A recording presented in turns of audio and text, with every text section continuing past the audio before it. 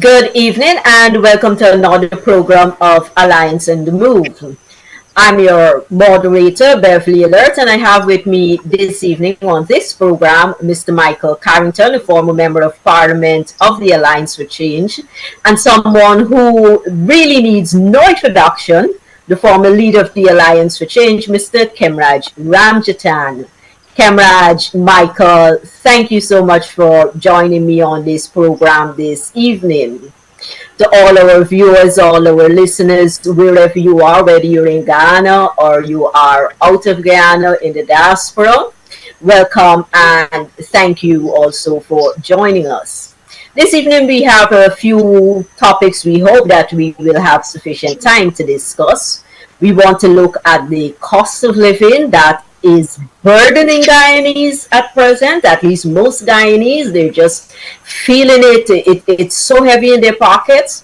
So we want to talk a bit about the cost of living.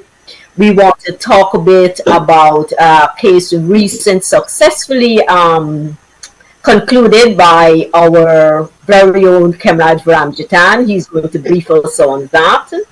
And of course, we must talk about the GMC corruption, what's happening there. I mean, like, it seems like corruption everywhere.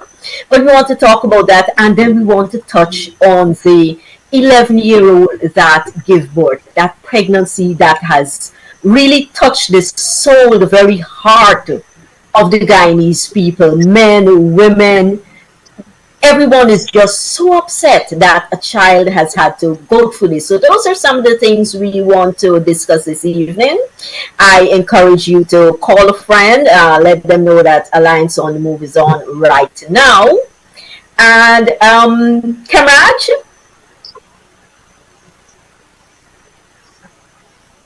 I can't seem to pick up Kamraj right now, but Mike, I'm going to start with you. You're known as one of the guys who really, on the ground every day. You're passing through the Starbucks market area. You live on the highway. You've got your feet solidly planted on the ground. What are some of the cries you've been hearing? Good night, Beverly, and good night, viewers. I'm happy to be on this program, Alliance on the Move. I'm born Bobitian. I know a lot of Bobitians be watching this particular program. Out of Kanji, I think New Street, Cumberland. I could remember some old folks there, like Bristol, and like they had a guy used to go in running after these guys who don't want to mind their kids. What is happening there? Oh yes, we have you now, Camera. Yeah, so but on my computer, I am not getting this. I gotta hold my phone here now. Oh, you're on your phone. Okay, well, we're getting you, we're seeing you, we're hearing you. Okay, so, yeah. But I really wanted myself to be on the. Okay, well, let's talk with Mike a bit about the cost of living while you sort out.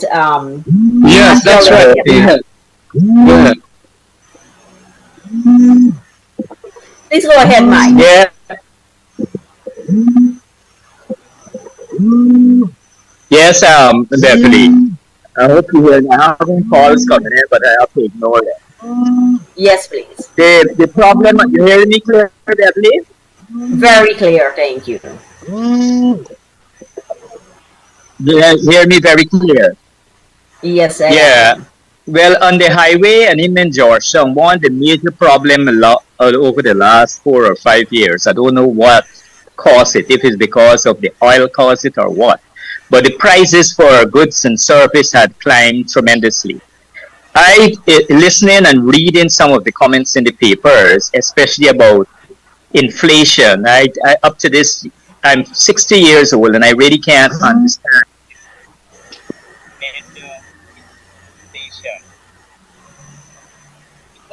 I remember something.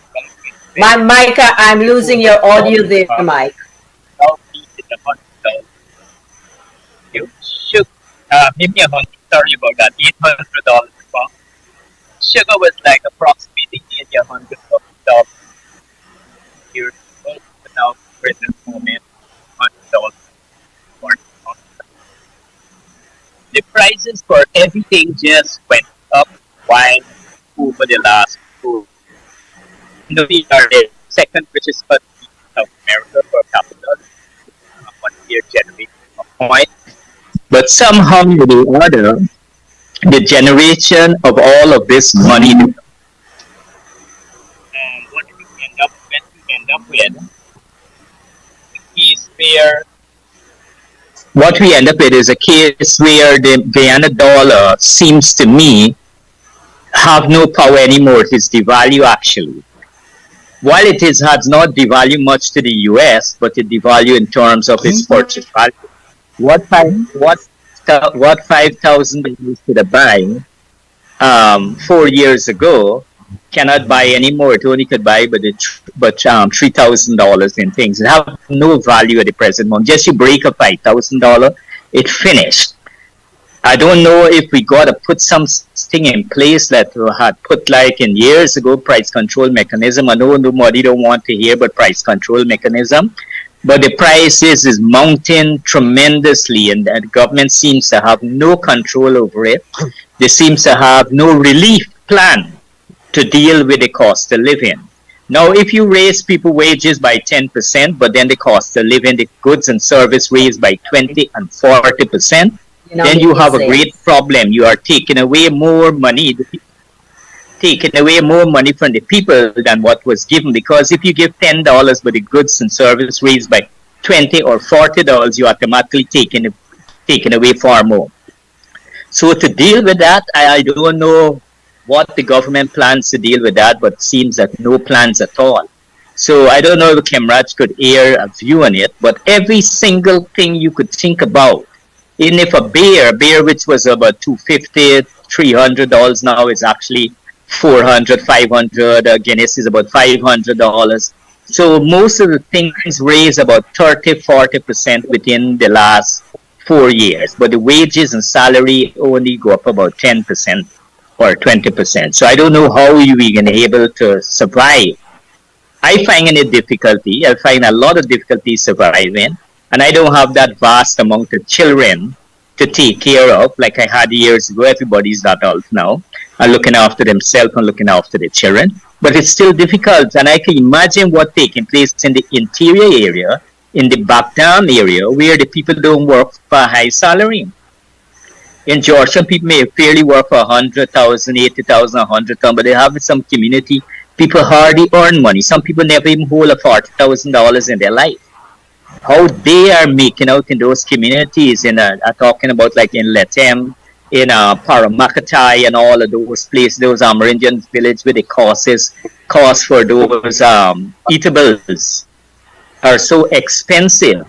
How do they really survive with their small wages, the teacher salaries or the nurse salaries or the NDC or municipalities or whatever in some of those communities? How do they really survive with the type of salary? So Beverly, it's very tough, and some system have to be put in place. I wanted to support Mr. Nigel Hughes with the 10.5% of the oil revenue to be put aside and distribute to the people. Every Guyanese over 18 years old to distribute to the people across Guyana. A matter of fact, that should be put in place this year to cushion some of the cost of living, the high cost of living that taking place. I know things are raising all over the world, but not like how it's raising in Guyana. It's too much. It's too hard for the people here. You see, one of the things, Mike, is that while Over to you, prices are, people are thinking that, well, oh, we're an oil economy now, but it's not everybody that's working in the oil industry. And even the people who are working in the oil industry, a lot of the local people, they're not getting the big oil money. Their salaries are still relatively low. I know, Kemraj, one of the things is adjusting the income tax threshold. Yeah. Now, Beverly, it is a tremendously difficult problem. And it is all because of the bad management, in my opinion, of the extraordinary sums of money we're getting in the oil sector. It seems that this money is only going to a set of people. This year's budget, I keep repeating this to Babishans, and Babishans, a very good night to you. I'm having some technical difficulties with my computer, but I'm on my telephone here. It is fundamentally, when you have so much wealth, you ought not to have literally a starving population. And I have gone up to Berbice. I have been more to Berbice than to Essequibo. Our team is right now in Essequibo at Letem and all of that. And all the reports that I'm getting from them and all the comments I have heard whilst in Berbice is that they are not doing well in this oil economy, which is supposed to be growing at a level of how much? 49% growth? Well, the growth seems not to be near to them at all. Sugar gone up, rice gone up, all the groceries in the thing, dal and pigeon peas and whatever else, butter, oil, everything. And it's a shame. $1 billion of that $1 trillion budget have gone to infrastructure works, bridges and roads and buildings. And you get your population starving. Even in the sugar cane areas, this literally telling you, I better starve your body. What are we going to do? And so on. And I tell them that, they got quite a lot of things you can do. You can start protesting. You can start telling the government and representatives that come and ministers and so on that ride with 6, 7 cars all over the place. You should be told how y'all are punishing. They're saying that when they go there to their meetings and their outreaches to talk about this, they are given the shut up mode. Shut up, you're lying. That is not true. Inflation is only 8-9%. And then they fix the figures from the Bureau of Statistics. We know for a fact from all the evidence that it is far more than 8 to 10%. This thing is like about 30-40% inflation. And what inflation do is devalue your money. Because when you could buy 10 pound of potato and a gallon of peas, you can only buy 1 pound of potato and a gallon of peas. And that is what is what you call devaluation of your purchasing power, the decrease of it. And it is causing havoc. This is not the only thing that people buy to. School gonna open soon. Well, school open, I'm sorry. Yes. And you gotta buy clothes for the kids, you gotta give them a snack money, you gotta so many things, all the snacks and so on, I understand, Ghana. And so it is terribly hard, and especially Barbicians and so on. And the transportation cost to let the children go to school. So it is immensely difficult and challenging for the people, and indeed there must be some method. One method is that we give a kind of a transfer payment to people or households, so that from that oil monies, instead of 60 or 70% going for bridge, road and buildings, you will get a portion of it going directly to suffering working class people and the ordinary old folks, the ordinary unemployed and so on. And that is what we got to do. People want to say that they're doing cash transfers. They're going into communities like Madio and Region 1 and so on, and handing out their $100,000 to residents. But then one of the complaints that we've been receiving is not everybody in the village is getting it. Their favorites, it is so rife with corruption. What we propose, because this is what every citizen gets, a cash transfer. Beverly, that is accurate, because you know why? Rule of thumb, when the government doesn't want to be transparent as to who is getting the money. America got about 300 million people, and when they had the COVID, the government gave us $600 US to almost every adult in the population. Whether you're rich or you're poor, they gave you a certain lump sum because of the difficulties of the situation. And you could go and find out on where and when that money was given to that set of hundreds of millions of people. Guyana even got a million people. But this government wants to corruptly hide who and who have been getting it. Because we have been talking in Parliament, we have been talking at our press conference, that please print the names and addresses of all those who got the 200,000 flood relief, the 250 COVID relief, or the 100,000 COVID relief, and so on. And you will see the corruption, the fisherman relief, and all of that. Who and who really got this kind of relief? It is going to only PPP supporters, and they know how to do this thing, largely and substantially their support base, just to make them live okay. But even that is not doing enough. 100,000, 250,000, and so on. We are saying that you have to give a kind of a national transfer, cash transfer, and that should be of some assistance, at least in hard times like now. But they want to hide, and you're right about that. They're hiding who and who they're giving. Because in a country as small as this, you put it on the computer, and you give, let's say, Ministry of Social, what you call right, Human Services. Human Services. They can put it in their computer and say, Camarade Ramjatan, Lot 10 Del Street, recipient of $100,000 paid on 3rd of March 2023. And you're going to know. And then we're going to know for a fact, because everybody they give the money to, I understand they got a receipt for it. And they got plenty of people calling that they never got. So that is something that is also going to create an explosive situation. And I am urging my Barbicians, people who are very principled, to also make the case that they should be transparent about who getting this money and make the demands of this PPP government. They're so deceitful, and a band of leaders there, just stealing it and giving to their friends and family, because even their friends and family are getting very annoyed with them.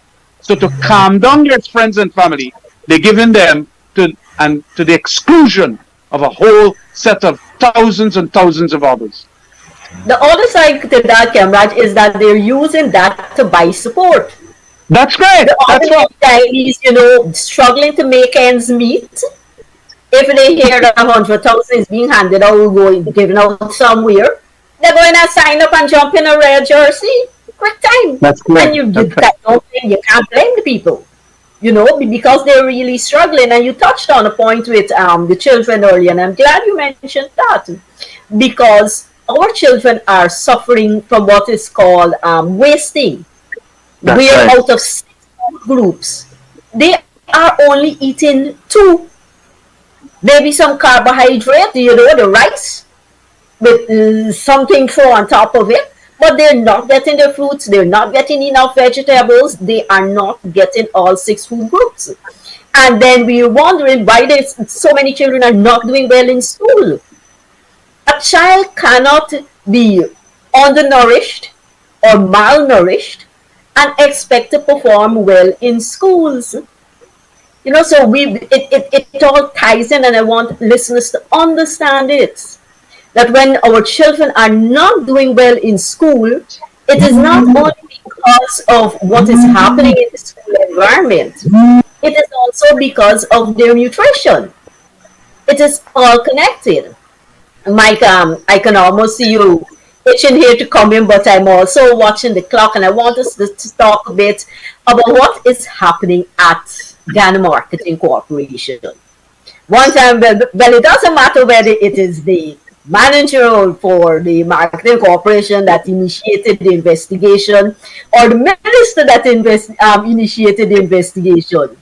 What we want to talk about is the corruption at the Ghana Marketing Corporation. What are your thoughts, Mike, Camarade? Well, look, the corruption is happening. Camarade to deal with it. Camarade should deal with it. It is an important thing. I myself must tell you that I haven't gotten a total grasp of it, what it is all about. But it seems that they were granting license to bring in chicken for certain sets of people that got the license at the GMC, and there was bribery and corruption.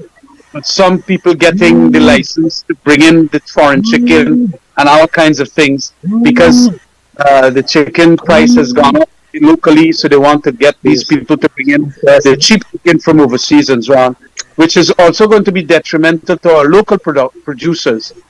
But it is a scam that was apparently found out by the general manager there, a girl by the name of Tishana Lau. I think that is Glenn Lau's daughter. And she indicated to the government that there is corruption going on there.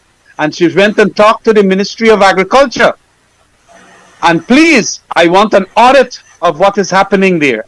What is happening to the monies in that unit, and also what other things and so on ought to be audited for.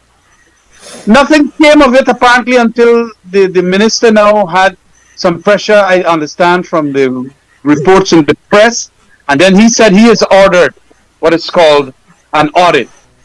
Yes. So now right. So the minister wants to take the good name, that I order audit, now that they found that indeed there were personnel inside of that Marketing Corporation Limited, GMC, Ghana Marketing Corporation, apparently getting rich, just like what was happening in the police force, with some very senior leaders inside of that police force, which is supposed to serve and protect us.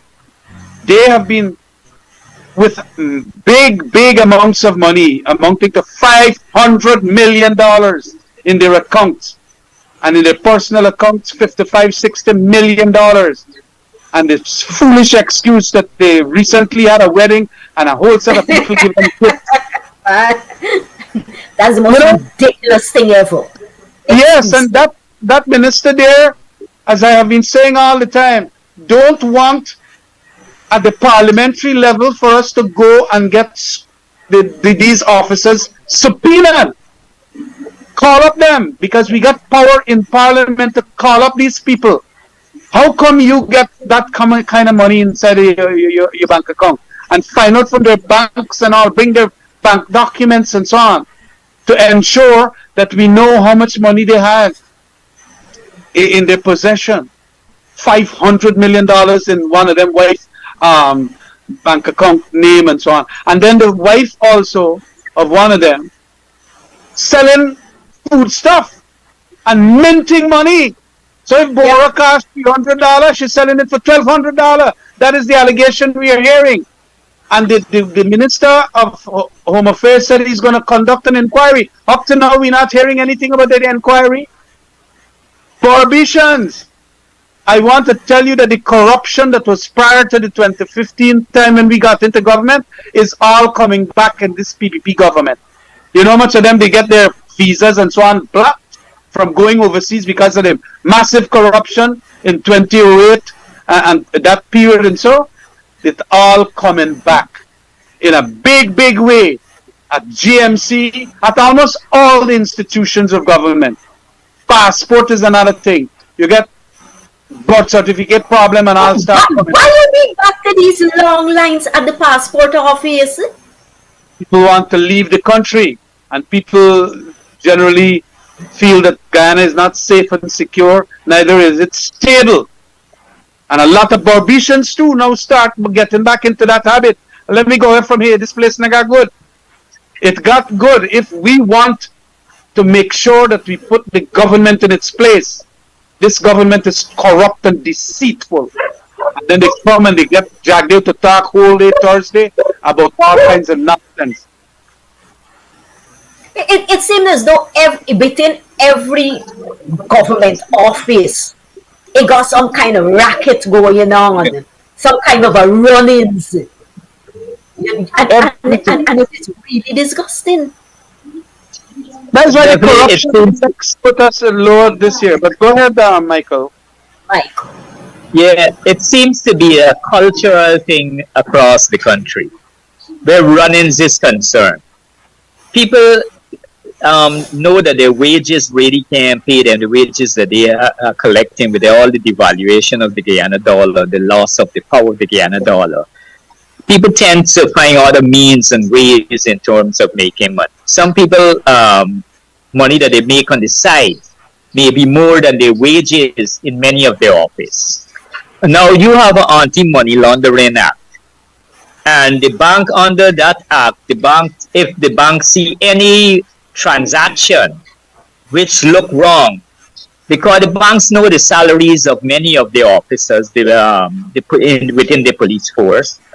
They know what they earn or have some level of ID. So if you see someone banking a million, 2 million, 3 million, 5 million, you know fully well under the police officers cannot be banking that money, cannot making that money because his wages is only $200,000, $300,000 a month. Why the bank still taking? Why the bank is accepting all of those millions of dollars in the account when the banks fully know that these people do not work for that type of money? The banks themselves need to be charged. I am saying the bank, if you go to the bank to open an account, a housewife go to the bank to open an account, they have to find a whole set of documents. They have to do affidavit saying how much money they're collecting. If a woman she don't have a husband, but she have a boyfriend giving she a $300,000-400,000 a month, she can't go and bank that money in that account unless she prove where the money coming from. Now she got to tell the bank that my boyfriend give me $200,000 or $300,000 and I need to bank it. They would not believe that. You cannot go to any bank and try to open an account and you don't have a proper job. You have a difficulty opening that account. The whole system forces the people to lie to say how much money they're earning. This is the first thing. But when you go back to the police and the other officers, government officers, it is easy to find they have to put the money somewhere unless they put the money inside us. Dig a hole in the yard and put the money or put the money under the bed. If they put the money in the bank, you could find out easily. No, I agree. It's a hard thing. Yeah. Beverly, it's no hard thing. No, but the banks have been doing. The banks have to report. No, it is true. I agree with you. The banks are supposed to, under that Anti-Money Laundering Act, to convey the information to the there's the unit, the Anti-Corruption and Finance Unit, that there is a suspicious transaction. We see that a police officer has banked his wife or his family has banked $500 million. As to where, we haven't gotten the explanation, or we got an explanation that is rather ridiculous. And then they're supposed to tell the governor of the bank, and then there's supposed to be a police investigation and so on. But when you got top class policemen like them doing the thing, who gonna investigate them? We have asked for an independent, international, reputable body to come down like the Scotland Yard. And I understand the British High Commissioner was willing to send the Scotland Yard people in Guyana, like Sitlington or other people, or Russell Coombe or other people. They don't want that. They want their own Soku, who is also, coming under the police force to do that investigation. Man, when you gonna get cat for watched milk? I don't understand. It is a serious, serious problem. And when we tell the minister and the government, please bring in an international, independent, reputable body to investigate this matter, they say, nah, Soku gonna deal with it. Well, what's Soku gonna? Up to now, they can't even come out and say what is the state of affairs of the investigation. That's gonna be one big cover-up. Nothing will happen. But Catch, tell me something. What is the role of the Ghana Revenue Authority in all of this? I mean, like, here is a person with $500 million in an account. How much taxes would they have been paying over the past 8 years? Yeah, well, that is true, Beverly. But right now, the GRA don't get involved because, like, the GRA probably don't even know anything as to how the income was earned. It could very well be income from crime, white-collar crime. And I rather suspect that it might very well be that. The GRA now can go and proceeds of crime can also be seized by the state. The GRA could deal with that, or the relevant body, the same anti-corruption squad unit that they have and so on. But the important thing is that at this stage, we need as members of the public to know what is the fact of this, or what are the facts of this matter. We just hearing, and thank God we got some good reporters and so on following this thing all the time in Starbuck News and Kaicho News. But there it is, a government of the day who pronounces on matters, saying how great, how serious they are about anti-corruption, and they're going to catch all the corrupt people and put them and lock them up and so on. They haven't said one thing when it comes to their people who are at high places and big in the bureaucracy, like what's happening at the management, the GMC and so on. Nothing will come of it. One set of money spent at Albion Estate where they burned down that electrical, the room, the generator room. I think 600 million or something like that. It will cost. They tell me $64 million it can cost. It ended up at $664 million that room cost. Where all the money gone? Who collect the money? That is corruption par excellence. And Bobishan must understand that. That is what this government is good at on the construction contract. Construction contract, you could do all kind of wickedness and madness and put up the value of what it costs to repair this or to buy that new equipment and whatever. $64 million Zulfikar had indicated one time in Parliament, I think it was, and then the thing gone up to 660. And they're not offering explanations. That is the thing. I mean, like, when you look at it, I mean, like, sitting in Parliament there, the public would not understand this, they would not know this. But often the government behave as though this money is coming out of their pocket, as though it is their money, and they don't have to explain what they're doing with it. They don't have to give anybody any account of what they're doing with it. You know, so it is a really bad place that we're in right now as a country. There is absolutely no accountability. And you know what? The accountability institutions of the land include an important parliamentary association committee called the Public Accounts Committee. You know, they gone and change up the rules of that Public Accounts Committee to delay scrutiny of all the expenditures of the PPP government since 2020. They are stuck with, by virtue of changing the rules, they're not turning up at the meetings. They don't have a quorum. So they don't have a quorum, and I think it is about 30 or 40 meetings now that we haven't had. Wow, That's a lot. Yes, right. They changed up the rules. The previous rule was at least. Comrade, there's not a rule. There's not a rule if you don't turn up to meetings that you could actually lose your seat on that committee. They don't bother it. There is no such rule that you could lose your seat. But what they do is they turn up on one, miss two, turn up on the other one, and so on. And if there is a rule, it is a consecutive absence. You know, so they smartly work. And they keep the backlog, which is at 2019 or 2018, there. So they might serve out their 5 years, and they have not bring the thing to 2020. It's a shame. So there's no scrutiny between 2020 and 2024, but only scrutiny is for 2015 to 2020. That's right. And they're right now stuck at 2018. So they got to come to 2019, and then they got to go to 2020. And that might take by the end of next year. And so there's no scrutiny of how they thief all this money. Billions and billions of dollars. That is what a thief. They got a book that I recently bought from America. How corruption in America was. And how they managed to change all of that. And it's called Thieves of the State. We got a government here that seems to have written the book all over again. Thieves of State. And that is what is it nonsensical. That's why people punishing in this country so much. And why, although we get some... Yeah, right. People are not benefiting from the money that, you know, belong to the people of Guyana. Kamraj, You want to Just a bring us minute. a bit What's on the that? bouquet? What's the bouquet?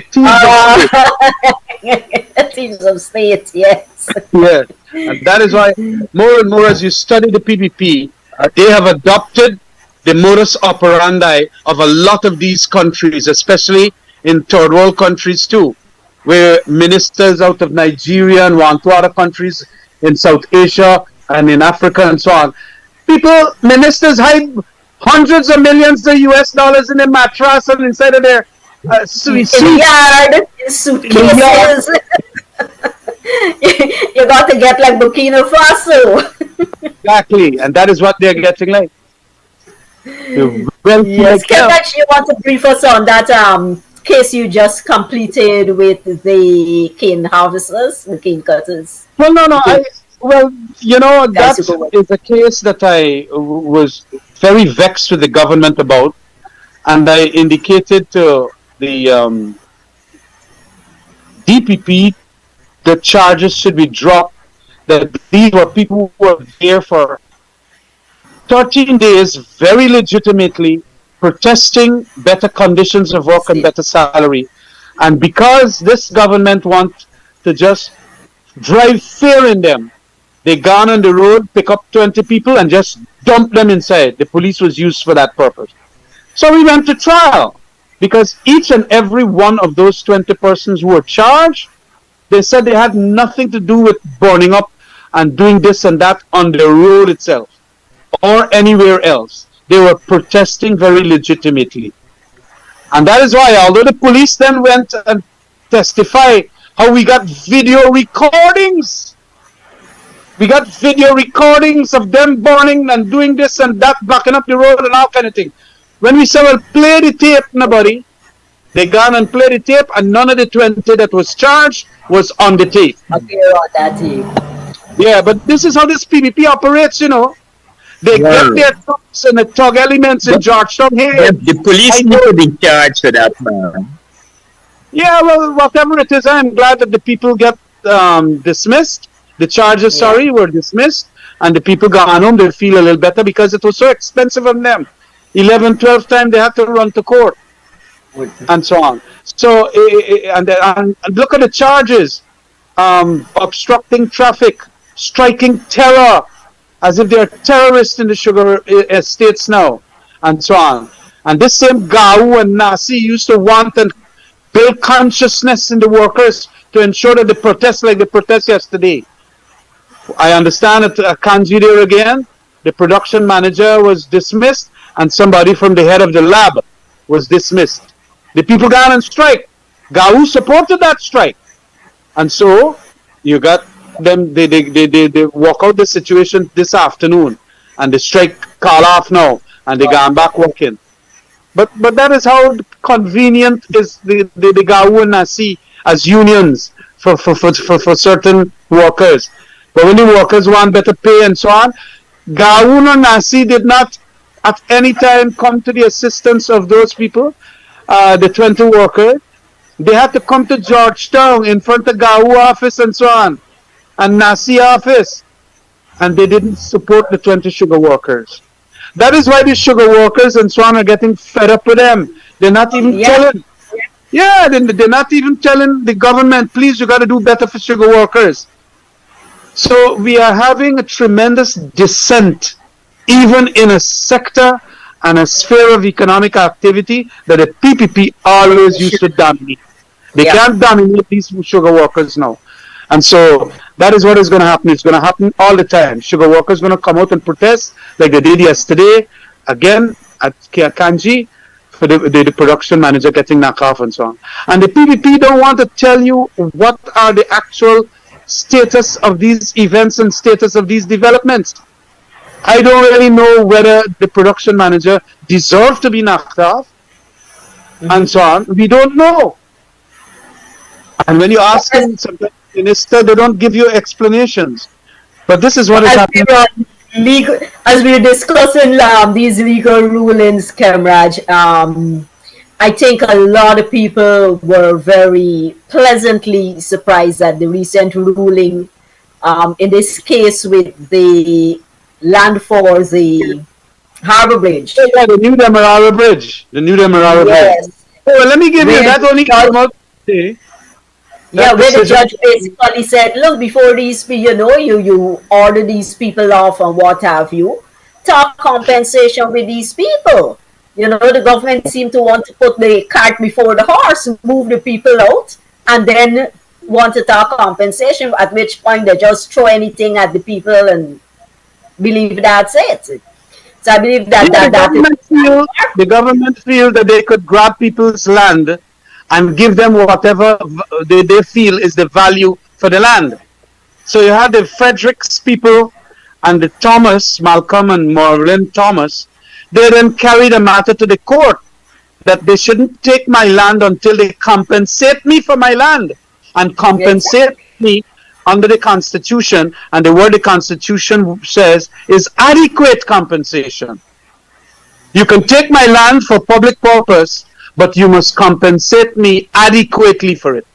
Now they gone and they take away the people land, and there is a big set of land, and they say that like is $1 million for a lot, and they gonna give them $1 million for whatever they got there.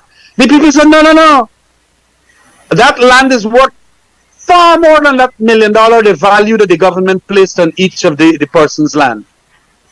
And the government now realizing that the case might take a while, Anil Nandalal and his team went to court to tell the court, we're going to lodge the $1 million in a bank account, but let me go and possess the land. And that is what they did. That we're going to lodge the money there, the adequate compensation in our terms, and we are going to go and start working the land and taking it away from them. The court ruled, no, no, no, hold on a minute. You jump in the cart here, man. Yes, the cart is before the horse. You got to compensate the people adequately first. And if the adequacy of the compensation has to be determined by a court of law, wait until the court of law is ready. Don't say that you, and this is the autocracy of this government. The other day, a very important internationalist lawyer, Bharti Ramcharan, said how they are tending towards autocracy. Well, when you take away people's land and only want to give them the value you feel that the land is worth, you're behaving very autocratic. That is an example of the autocracy that this government seems to unwittingly exclude from their characteristic. They are very characteristic of very unruly actions. And this judge, boss, I ain't got a court case in front of me, but it's one of the new judges who then made a powerful ruling that says, hold on a minute, you don't land grab like that. You got to go and get the determination of that value of the land, whether a house lot area is $5 million or $10 million, not the $1 million you want for pay. And so, and then of course, I mean, I think everybody remember, I think the lady's name was Vashti, that elderly woman who was living there for however many years, however many decades. Her children grew up in that neighborhood. Her grandchildren grew up in that neighborhood. And all her life invested into that land, and they just wanted to move her, give her 100,000. Or, as we would say in Guyanese parlance, she children neighbor string berry there. That's and right. They just take it up $1 million, galang is karno. And look at what they did in Moko when they bulldozed out those people. As you talk about the autocracy of it. And there again, another instance. Thankfully, the judge would have ruled in this one. Hold a minute. Talk compensation with these people, adequate compensation for all their investment into the lands that they occupy. And I think that's a really important ruling, setting the precedent that we really need at this time in this country, when the government just running roughshod over people, doing whatever it feels like. We depend so much on the judiciary at this time in our history. Guys, I want That us is to so talk. true, Bevan. Very, very, very true. That is so true. Yeah, I must commend members of the judicial branch as to the good work that they're doing, and especially in constitutional issues like this.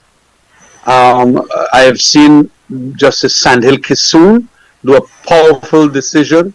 Gino Prasad, yeah, I really don't have the judgment in front of me as to who the judge here was, but I saw it in a decision. The Village Voice came out with it. Tomorrow we will see it in the newspapers, all the newspapers.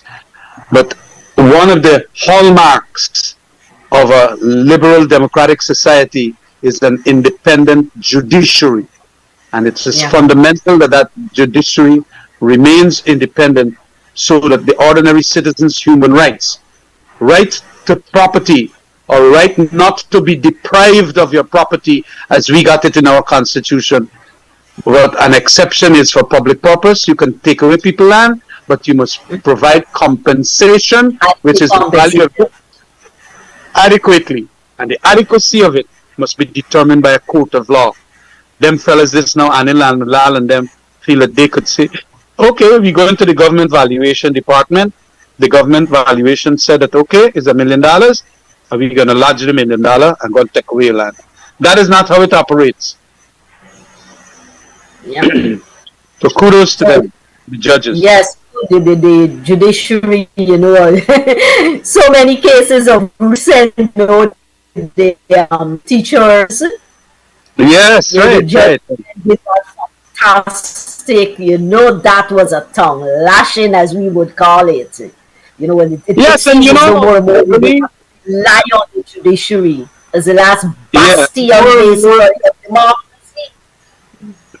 Cameron, it seems like we headed what down I the want road to to tell you with dictatorship, go ahead, good, Mark. Good. dictatorship government. Oh yes, it is. I have We are called it moving an down the road elective into a dictatorship government. despotism. Yeah. Guys, I want us to take the last, we have like This about place 10 is minutes or so remaining to discuss this heartbreaking, gut-wrenching issue that came up in the media recently where an 11-year-old give birth. It Look, Words yeah, fail me. Honestly, words fail me when I think about it. What an 11-year-old had to go through. 9 months of pregnancy, giving birth. She has not even fully experienced puberty, but she is a mother. And then to hear that the file is a DPP, come on, man, come on. What well, has not been happening all the months this child was pregnant? look. It makes you want to cry. It makes you want to. The anger levels. Our little kids in this country suffering from that kind of brutality, and there again, the important institutions that we have created and spending a lot of money not coming up with the relevant answers as to what should happen here, or at least the penalizing who might have done this atrocity on that innocent girl, you know. But to have these kinds of things happening in a modern Guyana, a Guyana that will soon, as the government says, will be in the Dubai of the Caribbean, what are we really getting on with at this The stage? quality of life. And that's right. And let me tell you something, this kind of brutality is happening in a lot of homes. I have spoken to so many now that I am back in private practice. Lots of women indicating that how this thing has gotten real bad. Domestic violence. The bad economic situation has kind of dehumanized the masculine in the family, the male in the family. And he wants to drink. He wants to beat up his wife whenever his wife tell him anything. and some of them are so sexual predators like this one that impregnated that girl and so on. Well, this is not a nice society. The happiness levels in Guyana is With all abandoning the us. money, with all the money, Yeah. look what's going on in our society, how the very fabric of society is being But torn apart. Kimraj, Yeah, go ahead. this story with this little girl pregnant at 11 years old. The first people I sure that girl at a certain age had to go to the clinic. Along she go to the clinic and the people at the clinic find out her age. Their duty is to report that matter to the station immediately because the law says 16 years and over. So my thing here is all the institutions you think about that exist, none of them really functioning. Because long she go to the clinic, even if she go to the clinic when she's about 8 or near 9 months, that story supposed to be reported to the station, and the police supposed to be looking for that individual and laying charges against him. It have nothing to do with she making a report. That's right. The hospital got to make the report. Anyone that know that this child is 11 years old, they are the people who have the duty to make that report and to have the police lay charges against the individual. But my It's not point, that the ages move I think from 30. yeah, but child services is saying that they did their investigation and what have you, and the report, the file is with the DPP. How can what What you're doing with DPP Salon? can give this country, can give the women and the men and the fathers and the mothers and the people of this country, what can the DPP say to us that to defend her inaction? Because that's total inaction. At this time, the DPP should resign. The DPP should pack her bags and go, followed by the minister. It is the But this most case, horrendous thing. a lot of these cases all around Guyana, Bill. All over Guyana, a lot of these cases where these children, 12, 13 a years, lot of these making cases, it. and we're doing nothing about it. Somebody has got to I answer. don't know. And if the heads of That is institutions are not ensuring that their institutions are working properly, are working in the interest of children, The institutions are not working. I don't know what is the problem, but it causes a lot of it's just sufferation to not happen working. when it is not working. And that the suffering will now go on to our children. Children having children. And it is a shock when I read that thing. But look, I hope that they can be forced upon the institutions of the land that deal with these children issues, that they quickly come to some resolution and solution to this. One of which is the penalizing of the male that had sex with her. It had to be some big male, and so on. And it is important. That child will have to be out of school now, cameras. Oh, This yes, is of the course, case it has to be okay. when the child may got a kid. Most of the time, the children is out of school, lost their whole education. They're till about 17 years to be in school. She lost actually 11. She lost 6 years of education. I doubt whether she will go back to school.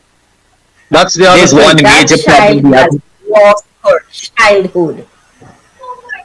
She has lost her childhood. There is no reversing that. There is no do-over there. All her innocence There's a lot of was taken psychological from her. help and all of that now from the counseling department and the various government institutions to bring her back, because she would have been traumatized by that sexual encounter if she was not raped. It could very well be that she was raped and all that. Well, it is rape because an 11-year-old can't It's consent. rape. Last year's under 16 is rape. Right. The Yeah. brutality that it might have encountered the thing, and the tremendous trauma she must have suffered, all of that would have break that child up to pieces. And well, we only have to wish her well in the counseling that she might get, and whatever is the normal course that they take with kids like these, so that they could be back to normality. But I really would want to see support, and in whatever way we too, as civilians, can support, we ought to. I hope by Monday we hear that charge read out to the individual. Yeah, well, Monday, the Tuesday. police got to know the circumstances and so on. The police really got to know the circumstances. But going on to other matters, Beverly, you want to give the Barbicians a little report as to what we are doing at the groundings in and around? Is it region that's region 9? But right now, our leader Nigel Hughes, the chairman David Patterson, member of Parliament Kathy Hughes, a few of the councillors, and a few of the other members of the Alliance for Change are in Region 9, the Rupununi area. Very good meeting in Toko. Very good feedback from the people there. I think a few other villages, including Suramo and a couple of others, are going to be visited. The team made a donation of books to the Toko Library, which was so very well received. And what is important is the feedback coming from the people in these villages. In a lot of the villages, we are talking about the Amerindian right to free prior informed consent, because a lot of Amerindian people, they're still trying to wrap their heads around it, trying to get a full understanding of that, especially as it relates to carbon credits. That's some of the feedback that we're getting from those villages, because the National Two-Shows Conference recently concluded in Georgetown here. And the vice president basically told the Amerindian village leaders, well, if you're not happy with the program and what you're getting, I think $5 million or something like that, you can opt out. No real discussion with the Amerindian Two-Shows as to how the carbon credits, earnings from the carbon credits, should be allocated to villagers. And so the Alliance for Change is in Region 9, and we're talking with people about that. We're talking with Amerindian residents, we're talking with Two-Shows, sharing knowledge, hearing their concerns.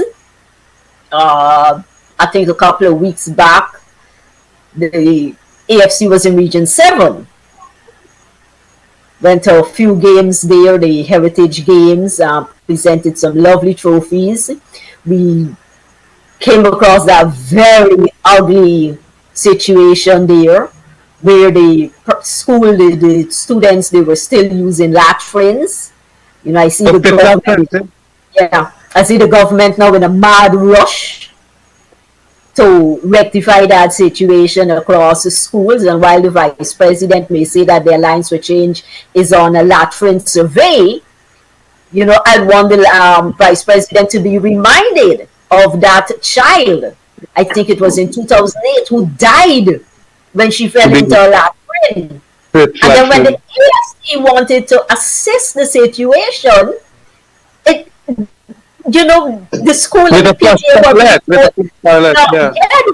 PTA was being told not to accept, the donation.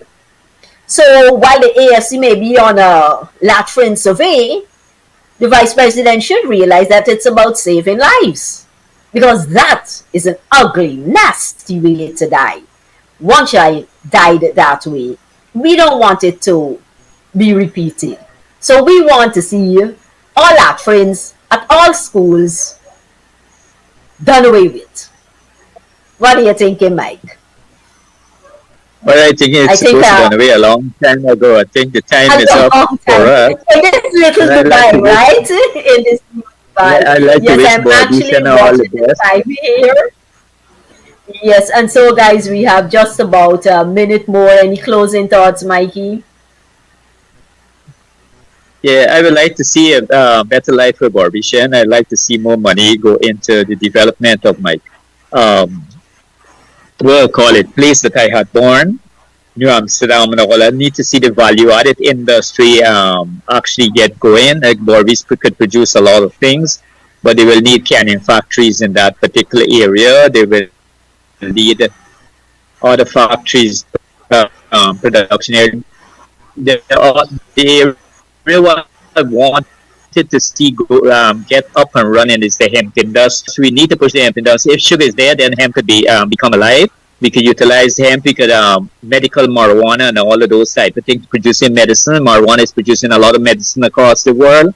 We need to get into that. We need to push it. We have a vast amount of land for agriculture in Region 6, and we need to find ways. I hope by time now, in the next 2-3 weeks, we have the board for the hemp board established, which they were able to issue license and those type of things to the people who are planting hemp. I was trying to push it since 2015. The PPP take Mike, it I'm over going and to they're have running with it to now, and I hope interject that it be over a you here successful and thing. ask Kemraj to come in with his closing I know you thoughts, have to cut me. We have and to discuss also it to some other time. share greetings to our Muslim brothers and sisters Yeah. who will be observing Eid tomorrow. Yumanabi. Kemraj? Yeah, well, look, I want Babishans, my countrymen, to stick to the reasonable actions that can be taken in this very wealthy country now, wealthy in the sense of monies that we have from the oil sector, to ensure that there is a better happiness base for the larger sections of this country. Please understand what we are talking about, how we can do it better than the PPP, and that this money is making them too corrupt for us to live with them, and we got to get rid of them. Thank you very much and enjoy the rest of the evening. Thank you, Kemraj. Thank you, Mike, and to our viewers out there, our listeners. Thank you so much for being with us this past hour. And let me take this opportunity on behalf of the Alliance for Change. We are 2 days early. Monday is Yumanabi. So to our Muslim brothers and sisters, I say Eid Mubarak, Eid Mubarak, Eid Mubarak. Thank you. Yes.